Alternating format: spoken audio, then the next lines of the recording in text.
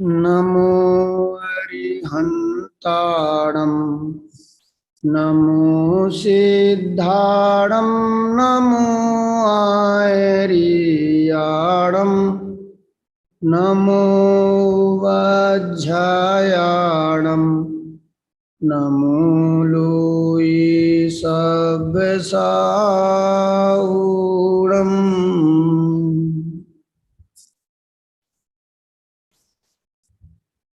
कल और परसों 2 दिन में भगवान आदिनाथ 7 नंबर के पाठ पर अपनी चर्चा हुई थी। परसों अपन ने पाठ का वाचन करके कुछ समझा था। एक बालबूत पढ़ने भाग दो ना, कम है क्या? हाँ चलो रख दिया, ठीक है। तो उसमें कल अपनी चर्चा पुरुषार्थ के संबंध में हुई थी। पुरुषार्थ किसे कहना, ठीक है ना। आज कुछ और चर्चा करते हैं अपन पुरुषार्थ के अलावा भी। 2-3 बातें हैं, सारी बातें हुई थी। छोटे छोटे प्रश्न पूछ करके शुद्धात्मा में मेरा नाम 8वां पाठ अपन करेंगे। भगवान आदिनाथ कितने बरस तक गृहस्थ अवस्था में रहे थे? भगवान आदिनाथ कितने बरस तक गृहस्थ अवस्था में रहे थे?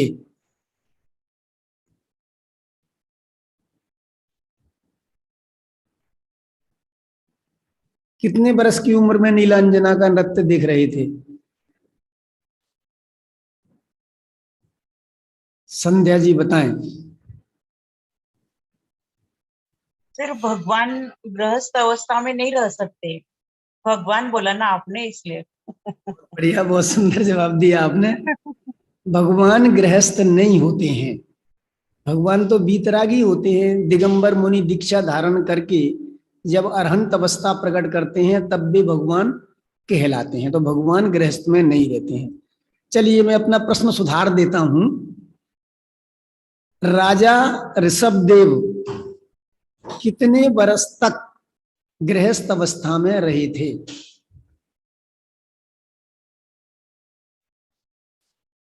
संध्या जी बताएंगे। चलिए इंदिरा जी बता रहे हैं, बताएं इंदिरा जी। 83 लाख पूर्व। 83 लाख पूर्व गृहस्थ अवस्था में रहे थे, ठीक है। दूसरा प्रश्न, उनको क्या प्रकरण देख करके वैराग्य आया था? हाँ, नाम है यम स्वयं। हाँ बोलो।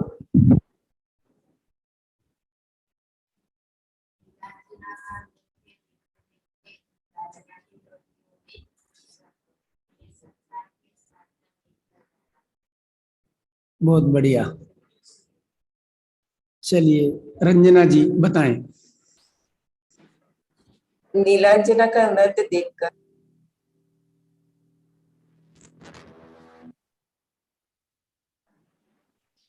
हाँ आप बोले। नीलांजना का नृत्य देखकर उनको वैराग्य हुआ था।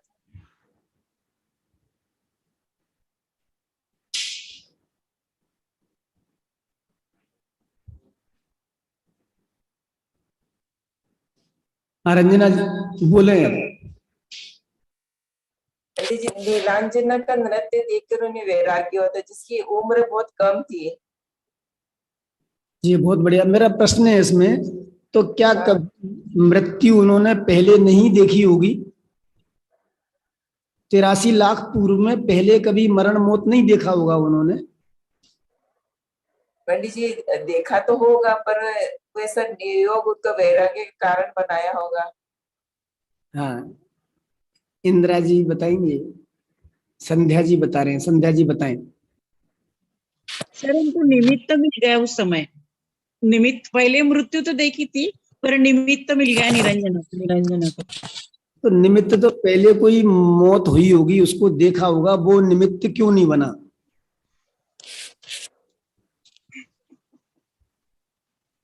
इंदिरा जी बताएं। उपादान की योग्यता पड़ गई थी उस समय, इसलिए बोलो मनस। पांचों समन्वय तभी एक ही समय हो। हो गया आपका? हाँ बताएं, बताओ।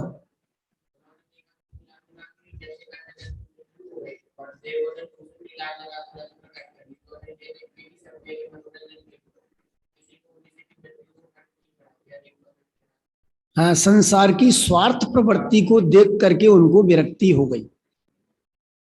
तो देखो संसार की असारता, एक मेरे मनोरंजन के लिए मौत की कीमत पर भी उस नर्तकी को हटा दिया गया, उस अप्सरा को हटा दिया गया और दूसरी नर्तकी यहां ला करके उपस्थित कर दी गई। ऐसी संसार की असारता को देख करके उन्हें विरक्ति आ गई और उन्होंने मुनि दीक्षा धारण कर ली। कितने दिन तक मुनि अवस्था में रहे? आदिनाथ कितने दिन तक मुनि अवस्था में रहे? कितने वर्ष तक कहें अपन, दिन क्या, कितने वर्ष तक मुनि अवस्था में रहे?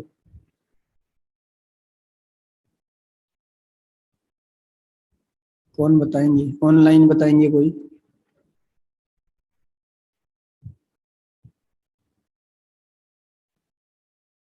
बताएं इंदिरा जी। 1000 वर्ष तक। कितने वर्ष? 1000। 1000। हाँ, 1000 वर्ष तक वे मौन साधना में लीन रहे।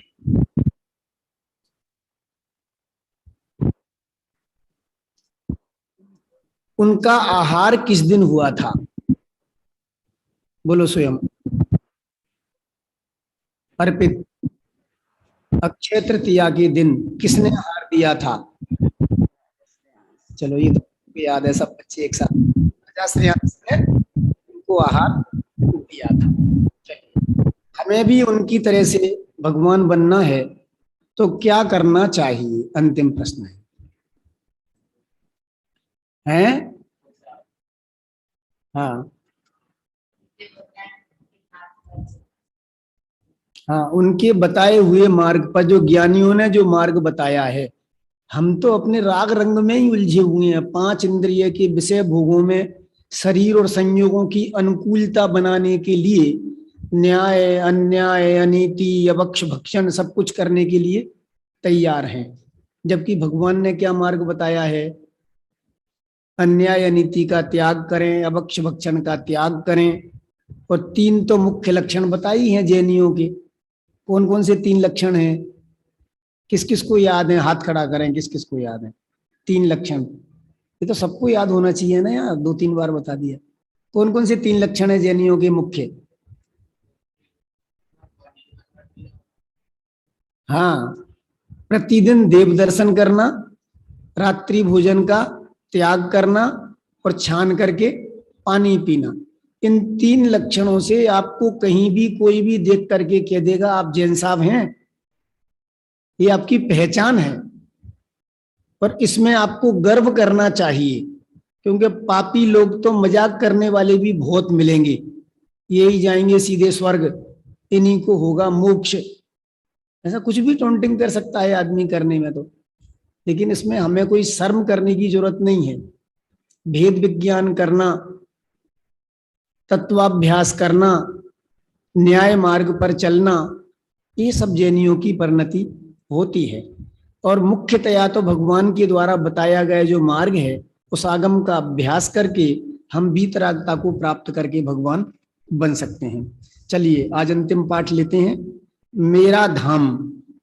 सभी एक साथ मिलकर के बोलेंगे, शुद्धात्म है मेरा नाम, मात्र जानना मेरा काम, मुक्ति पूरी है मेरा धाम, मिलता जहाँ पूर्ण विश्राम, जहाँ भूख का नाम नहीं है, जहाँ प्यास का काम नहीं, खांसी और जुकाम नहीं है, आधी व्याधि का नाम नहीं।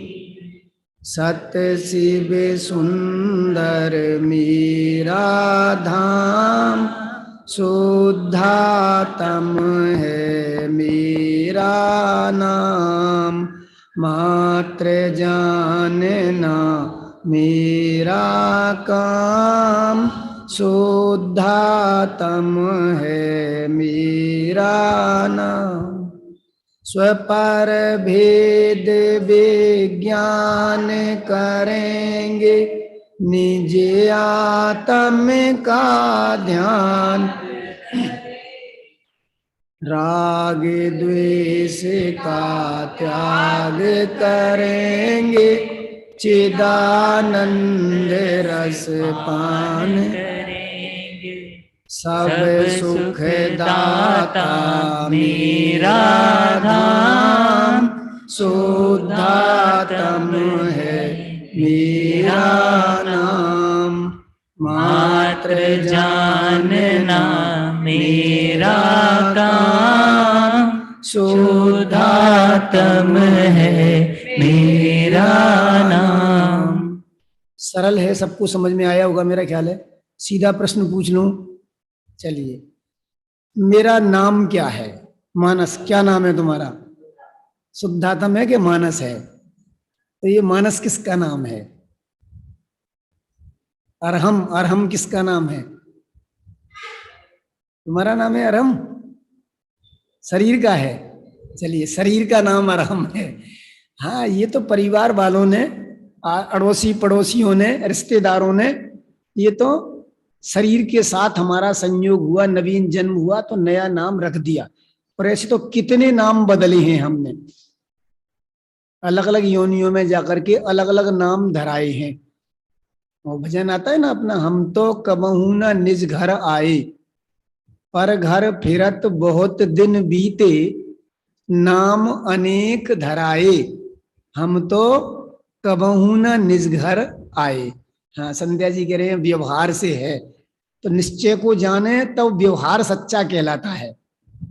निश्चय के बिना व्यवहार व्यवहाराभास कहलाता है, आभास कहलाता है, व्यवहार सच्चा नहीं कहलाता। समझ में ना? तो हम ये जाने कि ये मेरा नाम नहीं है, ये तो इस देह के साथ संयोग होने पर परिवार वालों ने नाम दिया है, और देह का वियोग होते ही ये नाम बदल जाएगा। समझ ना? लेकिन शुद्धात्म तत्व में हूं तो सदा काल शुद्धात्म तत्व रहने वाला हूं, ये नाम कभी बदलने वाला नहीं है। तो क्या नाम है मेरा? शुद्धात्म मेरा नाम है। दूसरा काम क्या है? सबसे बड़ी बात यह है, नाम तो ठीक है, काम क्या है शुद्धात्मा का? बोलो ईशान। हाँ बोलो वंश। जानना देखना। अरहम, पक्की बात है। सात्विक, क्या काम है मेरा? सात्विक है। अक्षत, अच्छा आपका नाम अक्षत है। सात्विक, सात्विक कहाँ है? नहीं है आज? है? अच्छा अच्छा, हाँ अक्षत जी बताएं। जानना देखना, तो मेरा जानना देखना काम है, लेकिन मैं जानता देखता हूं कि कुछ और करता हूं मैं हमेशा ही? क्या करता हूं मैं? हमने आज तक अपने आप को जानने देखने वाला माना ही नहीं। हाँ, स्वयं जानते देखते ही हैं। तो ये रोटी कौन खाता है? शरीर खाता है। अच्छा अच्छा। अच्छा, ये स्कूल कौन जाता है? शरीर जाता है, आत्मा नहीं जाता साथ में? आत्मा भी जाता है ना, तो आत्मा भी गया ना स्कूल। तो स्कूल जाता है कि जानता है? क्या करता है? वो जानता है, होती हुई क्रिया को जानता है। आप समय सार कर्ता कर्म अधिकार की 74, 75, 76, 77 गाथाएं उठा करके पढ़ेंगे तो आत्मा मात्र जानने का काम करता है। रागादि विकारी भाव भी पर के लक्ष्य होने के कारण, पर के लक्ष्य से होने के कारण से परद्रव्य हैं, परद्रव्य के खाते में डाल दिया। कर्म भी परद्रव्य हैं, वो तो है ही, स्पष्ट पुद्गल द्रव्य है। कर्म का फल भी परद्रव्य है। उन सबको ज्ञान जानता है, उनका कुछ करता नहीं है। ऐसे अपने ज्ञान स्वभाव का जो अवलंबन लेते हैं वे ज्ञानी बन जाते हैं। तो यहाँ उस ज्ञान की बात है, होती हुई क्रिया को आत्मा मात्र जानता है, उसमें कुछ कर सके फेर बदल, ऐसी शक्ति आत्मा में नहीं है। क्योंकि यदि कर सकते होते तो बोलो, अपने मान लीजिए किसी के 4 बेटे हैं, 2 बेटे तो पढ़ लिख करके बड़ी बड़ी पोस्टों पर पहुंच गए और 2 बेटे बिल्कुल अनपढ़ गंवार रह गए, उनको बड़ी पोस्टों वाले के यहाँ चपरासी की नौकरी दिलानी पड़ी। तो अब प्रश्न है कि क्या माँ बाप, हाँ अभी जैन सिद्धांत प्रवेश का इसके बाद चलने वाली है, शुरू होगी, या फिर उसका टाइम अलग करेंगे, जैन सिद्धांत प्रवेशिका का चालू करेंगे। एक फॉर्म भरवाते हैं गूगल फॉर्म, और गूगल फॉर्म भरवा के जो भी उसमें पढ़ना चाहें उसको अपन चालू करेंगे अभी, ठीक है। तो मैं क्या उदाहरण दे रहा था, 2 विद्यार्थी तो 2 बच्चे तो बहुत बड़ी पोस्ट पे पहुंच गए और 2 बच्चे बिल्कुल अनपढ़ गंवार रह गए, चपरासी का काम करना पड़ा। हम पूछते हैं क्या माँ बाप ने यही सोचा होगा कि मेरे 2 बच्चे तो अच्छी पोस्ट पे पहुंच जाएं और 2 बच्चे अनपढ़ गंवार रह जाएं? कोई माँ बाप ऐसा चाहता है? फिर क्यों हुआ? क्या जवाब है हमारे पास? हाँ, वो अपनी अपनी योग्यता के अनुसार परिणमन होता है, कोई किसी में कुछ कर सके ऐसी ताकत नहीं होती है। तो वो गुरु से ज्ञान होता है कि नहीं होता? आप लोग कोचिंग में जाते हैं, सभी लोग यहाँ तो कोचिंग वाले हैं, अभी तो एलएन में जाते हैं, तो एलएन में बढ़िया बढ़िया गुरुजी आपको पढ़ाते हैं, तो वो गुरुजी से तो ज्ञान होता है ना? नहीं होता तो हम क्यों जाते वहां पर? मतलब उनसे ज्ञान होता है ना, सीधी बात है ना? तो मेरा प्रश्न है कि उनसे ज्ञान होता है तो एक क्लास में 100 बच्चे बैठते हैं और वही गुरुजी बदल बदल करके अलग अलग क्लास में पढ़ाने जाते हैं, तो समझ लीजिए वो 5000 बच्चों को पढ़ाते हैं एक गुरुजी। तो क्या सबको एक जैसा ज्ञान होता है? यदि गुरु से ज्ञान हो तो एक जैसा ज्ञान होना चाहिए, उनके द्वारा दिया गया ज्ञान उनसे हो तो सबको एक जैसा ज्ञान होना चाहिए ना। लेकिन एक जैसा नहीं होता है, सबको अलग अलग प्रकार का ज्ञान होता है। क्यों होता है? क्योंकि सबको जैसी जैसी अपनी अपनी ज्ञान की योग्यता होती है वैसा वैसा समझ में आता है, गुरु के समझाने से समझ में नहीं आता है। एक बात। दूसरी बात, ये बाहर के संयोग हैं, इनमें हमारा कुछ कर्तृत्व नहीं चलता है। क्यों नहीं चलता है? क्योंकि 95 और 99% वाले रह जाते हैं और 42 वाले बढ़िया नौकरी पा जाते हैं। 95 वालों से 42 वाले ऊपर निकल जाते हैं। ऐसा क्यों हुआ? किसने किया?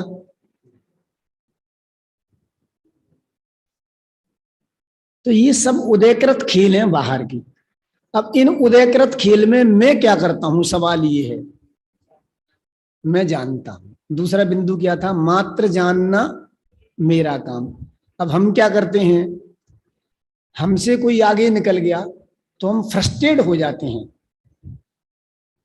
फ्रस्ट्रेट समझ गए ना? फ्रस्ट्रेट मतलब हम मतलब घबरा जाते हैं, मतलब काम की इच्छा नहीं होती है। तो देखो वो डपोल संघ 42% वाला मेरा अफसर बन गया और मैं इतना इंटेलिजेंट बढ़िया काम करता हूं, मैं उसके सबॉर्डिनेट रह गया। मतलब देखते देखते वो मेरा सबॉर्डिनेट था।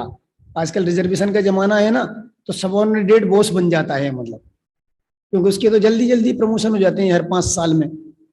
और कोई स्वर्ण कास्ट का हो उसका प्रमोशन ही नहीं होता है, मतलब तो जो सबॉर्डिनेट था वो बॉस बन जाता है। तो फिर जो बॉस बन गया तो जो पहले बॉस था ना, वो फिर उसके काम करने की इच्छा नहीं होती है उसके सानिध्य में। लेकिन भैया ये सब कर्म के उदय के फल हैं। मैं तो वास्तव में इनको जानने वाला हूं। ऐसे अपने ज्ञायक स्वभाव की यदि अपन दृष्टि करेंगे तो फिर अपनी आकुलता व्याकुलता कम हो जाएगी, और लोक में जहां जितना अपना कर्तव्य है उस कर्तव्य का वहां अपन को पालन करें, और पालन करते हुए ये जाने कि मैं ये करने वाला नहीं हूं, मैं तो वास्तव में मात्र जानने वाला हूं। मात्र जानना मेरा काम। मेरा धाम यानी रहने का स्थान कौन सा है, मकान कौन सा है, कहाँ रहता हूं मैं? हाँ बोलो। मुक्तिपुरी है मेरा धाम। कहाँ का निवासी हूं वास्तव में मैं? मेरा स्थायी निवास तो मोक्ष में है। ये दुनिया में अलग अलग गतियों में चक्कर लगाना ये मेरा निवास स्थान नहीं है, ये तो मेरी भूल का फल है। मैंने अनादि काल से अपने को भूल करके राग द्वेष मोह का परिणाम किया ना, उन राग द्वेष मोह के परिणामों के वजह से अनादि काल से मैं संसार में घूम रहा हूं, वरना मेरा स्थायी निवास तो सिद्धालय है। संसार की अपेक्षा से कहें तो स्थायी निवास निगोद है, लेकिन वहां से तो जीव निकलता है, आता जाता है। लेकिन सिद्धालय में एक बार जीव चला गया, सिद्ध दशा को प्राप्त कर लिया, तो फिर कभी वहां से च्युत होने वाला नहीं है। अनंत काल तक फिर वह सिद्ध दशा में विराजमान रहने वाला है। इसलिए मुक्तिपुरी है मेरा धाम। और कहा क्या होता है वहां पर? मिलता जहां, बोलो हमें तकलीफ चाहिए कि आराम चाहिए? बोलो भाई साहब क्या चाहिए? कष्ट चाहिए कि आराम चाहिए? क्या चाहिए? आराम चाहिए ना। तो आराम चाहिए तो क्या करना पड़ेगा? जानने वाले को जानना पड़ेगा। क्या कहा मैंने? आराम समझ में आया क्या कहा मैंने? किसको जानना पड़ेगा? जानने वाले को जानना पड़ेगा। कौन है जानने वाला? अंश। कौन है जानने वाला? भगवान। तो मैं हर जीव हर द्रव्य जानने वाला है। जानने के लिखा है ना, मात्र जानना मेरा काम। तो सब अपने अपने लिए लगाना, इसलिए मेरा शब्द लिखा है ना यहाँ, तो मात्र जानना मेरा काम। कौन जानता है रंजना जी? आप जानती हैं कि मैं जानता हूं कि बच्चे जानते हैं? कौन जानता है? सब जानते हैं। इंदिरा जी कौन जानता है? संध्या जी समझ में आया ना? अरे सब जीव मात्र उनका काम जानने का है, कुछ करने धरने का नहीं है। ये करने धरने की जितनी बुद्धि है वो ही आकुलता उत्पन्न करने वाली है, वो ही कर्म बंद करने वाली है, वो ही संसार में परिभ्रमण कराते हुए दुख देने वाली है। अब ये सब नई सी बातें हैं, कभी सुनी नहीं, तो ऐसा लगता है कि ये कौन सी दुनिया की बातें हैं, कहां से आ गई है। लेकिन करत करत अभ्यास के जड़मती होत सुजान, रसरी आवत जात ते सिल पर परत निशान। धीरे धीरे अभ्यास करेंगे तो ऐसा लगेगा कि अरे कौन करे और क्या करे।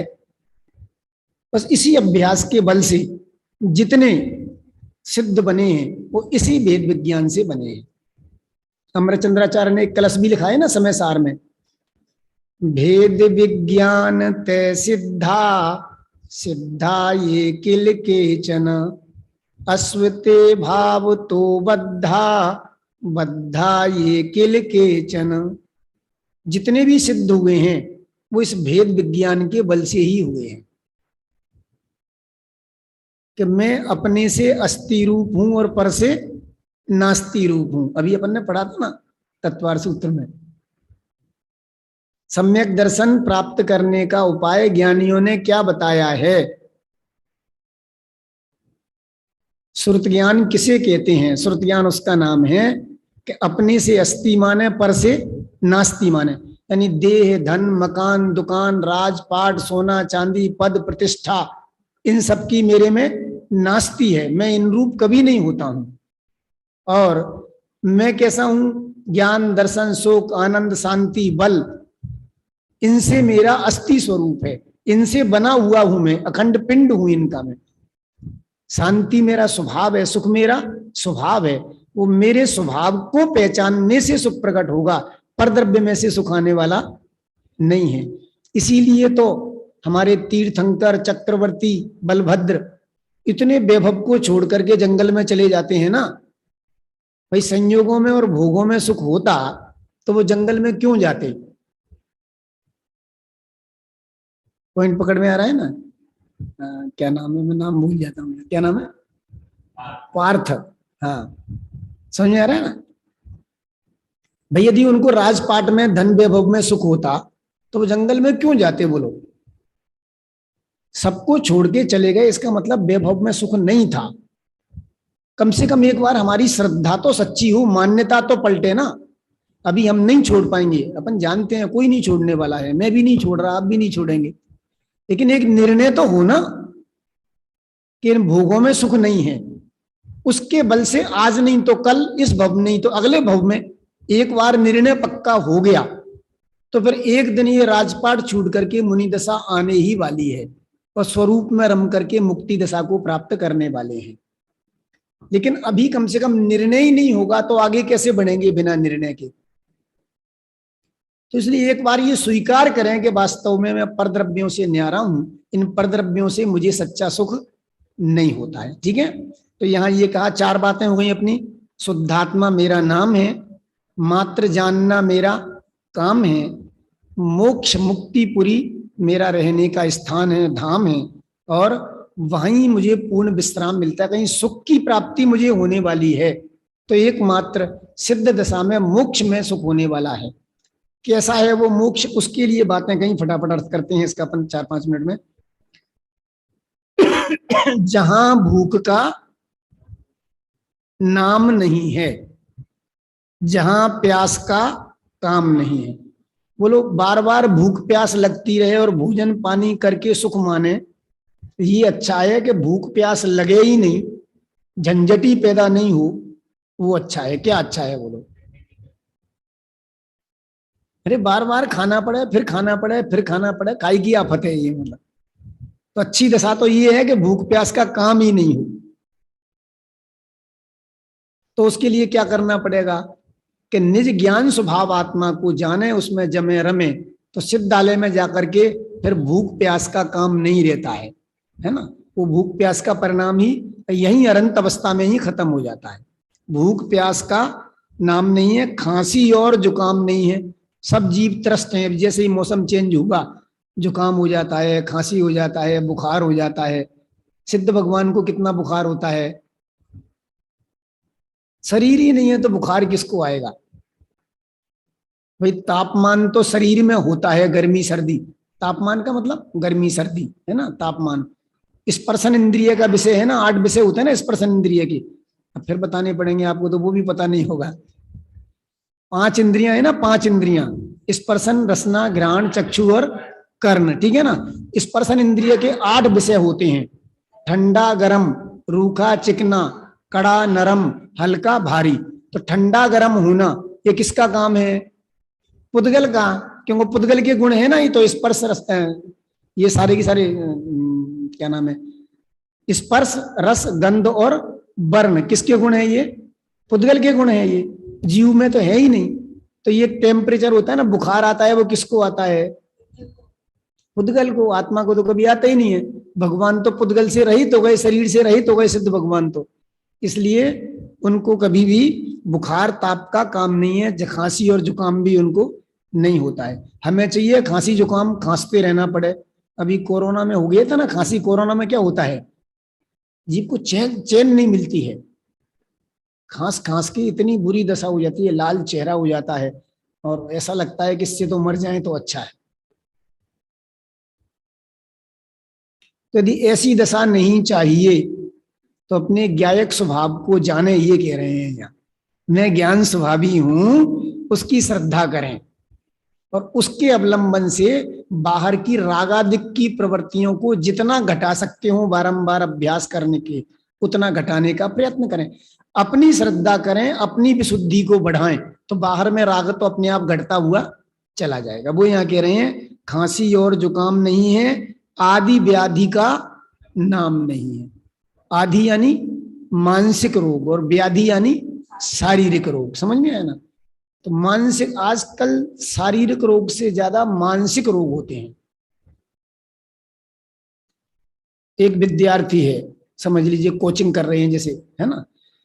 अब किसी विद्यार्थी को अपेक्षा से कम नंबर आ गए, परसेंटेज, रिजल्ट लेने गया था, घर वाले इंतजार कर रहे थे कि बेटा बढ़िया नंबर से पास होगा, आएगा, खुशखबरी सुनाएगा। घंटा बीत गया, 2 घंटे बीत गए, 4 दिन बीत गया, शाम पड़ गई, ढूंढना चालू किया, क्या हुआ? उसने तो आत्महत्या कर ली। काय के लिए कर ली? कौन से रोग से कर ली? मानसिक रोग। क्या है? शारीरिक रोग था उसको, अच्छा भला स्वस्थ था वो तो, ना खांसी था, ना जुकाम था, ना बुखार था, कुछ नहीं था। क्या तकलीफ थी? कम आ गई तो क्या हो गया? कोई बात नहीं है। कम जैनी कभी घबराते नहीं है।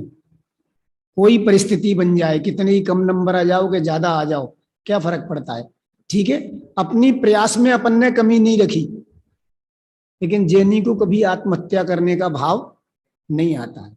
और आत्महत्या करने का भाव आ जाए तो वो जैनी नहीं है, बहुत निडर होता है जैनी तो। समझ में है ना?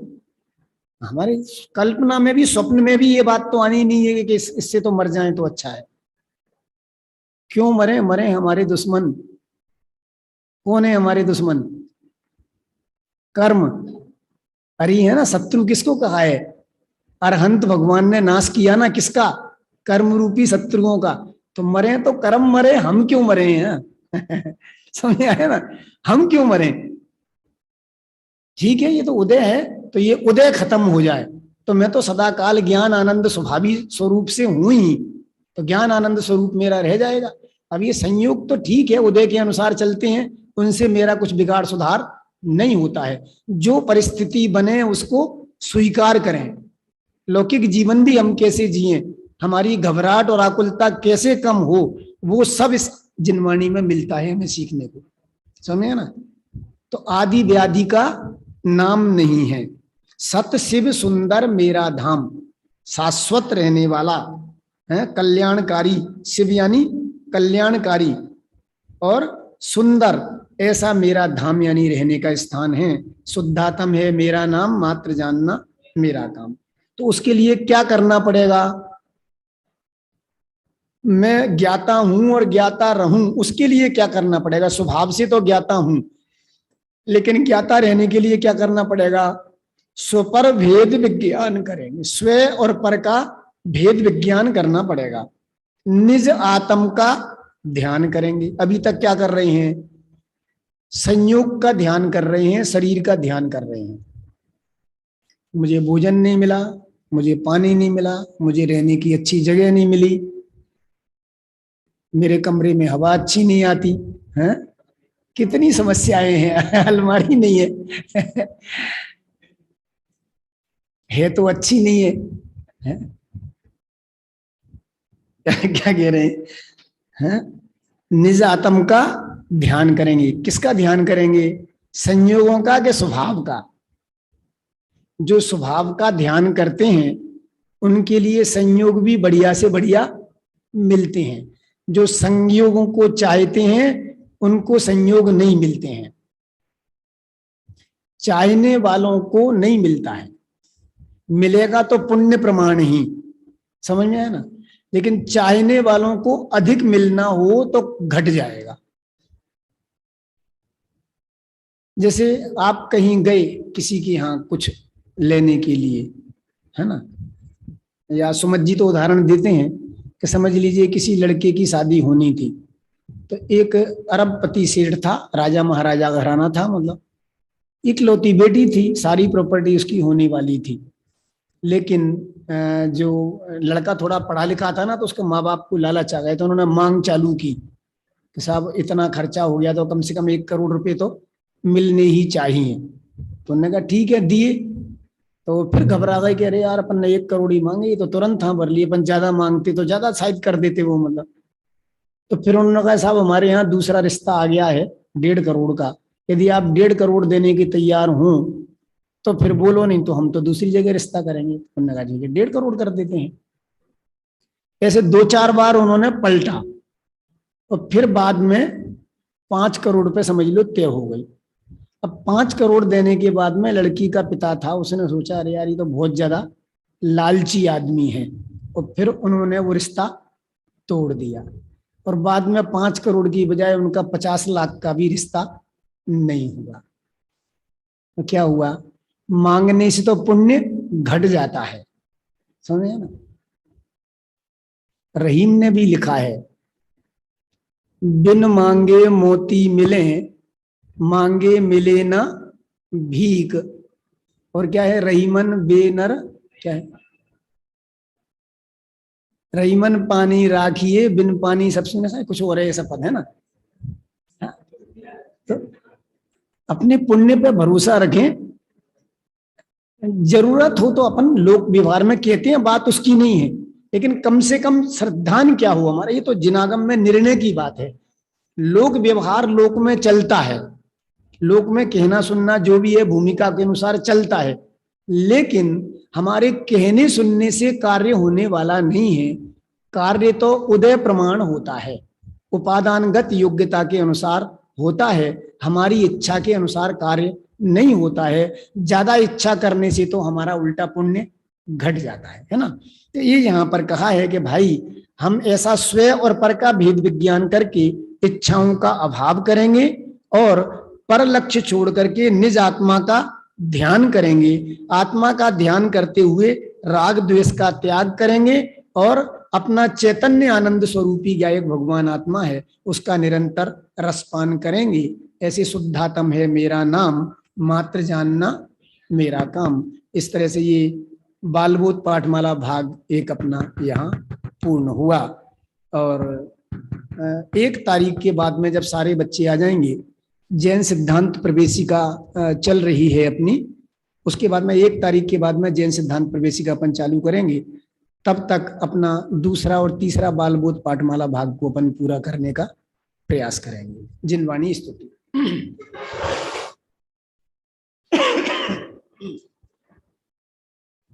जिनवाणी भारती तो ये जपो मेरे, जो तेरा शरणागत सो पावे सुख चैन। जावानी के जानते सूझे लोकालो, सोवानी सदा देतो।